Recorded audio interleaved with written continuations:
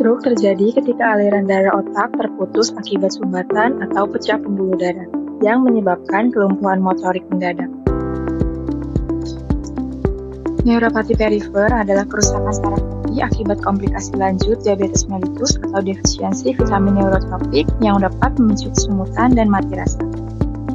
Penyakit Alzheimer adalah kerusakan progresif neuron pada pusat memori yang menyebabkan disorientasi dan penurunan intelektual yang drastis. Diabetes mellitus adalah kegagalan sel pankreas dalam memproduksi insulin akibat resistensi insulin tubuh yang dipicu oleh pola hidup yang buruk.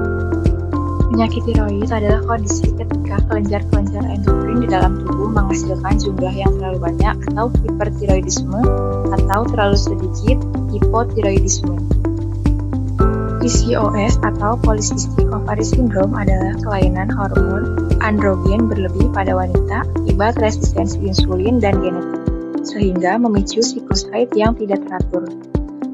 Hipertensi adalah kondisi ketika tekanan darah di angka lebih dari 140/90 mmHg, disebut sebagai penyakit silent killer karena seringkali tidak bergejala, namun diam-diam dapat merusak pembuluh darah ginjal dan otak.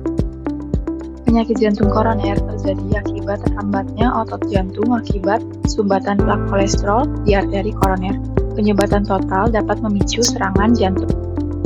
Bagaimana sih cara mengubah gaya hidup sehat sehingga dapat memberikan efek domino yang positif dalam melindungi 3 sistem organ secara sekaligus? Yaitu dengan aktivitas fisik yang teratur seperti jalan sehat minimal 140 menit per minggu. Dampaknya dapat membakar glukosa tanpa insulin, sehingga memperlancar aliran darah dan merangsang produksi sel baru di otak. Kelola stres.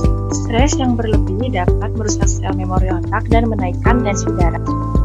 Tidur berkualitas. Waktu tidur 7-8 jam per hari dalam kondisi gelap total adalah waktu bagi otak untuk menyaring metabolit racun dan meregenerasi sel tubuh secara optimal.